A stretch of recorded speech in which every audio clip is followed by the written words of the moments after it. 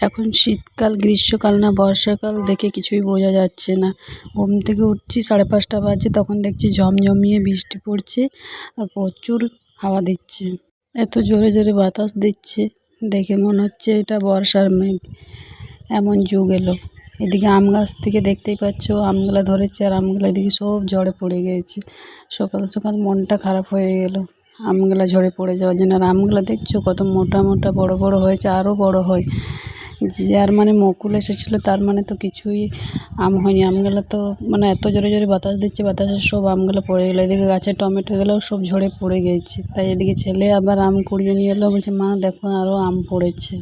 বাচ্চা ছেলে জোরে জোরে বাতাস দিচ্ছে, আম পড়ছে, তাই ওর খুব আনন্দও হচ্ছে। আমার এদিকে খারাপ লাগছে। এদিকে ওর একটা বন্ধুর গাছে লেবু হয়েছিল, তাই ওকে বলছে যে তুই আমাকে দুটো আম দে, তোকে আমি দুটো লেবু দিচ্ছি। তাই আমাকে লেবুগুলোও দেখাচ্ছে। এদিকে আমার ঘুম থেকে উঠেই একটা কাজ শুরু হয়ে গেল, যে বাসি দুয়ারটা আগে ধোয়া, তারপরে বাড়ির কিছু কাজ শুরু করি।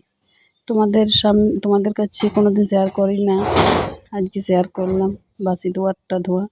আর সকালের প্রকৃতিটা দেখছো কত সুন্দর দৃশ্য। সামনের পুকুরটা দেখো, দারুণ লাগছে সকালের প্রকৃতিটা। এখন বাজে কিন্তু 5:30।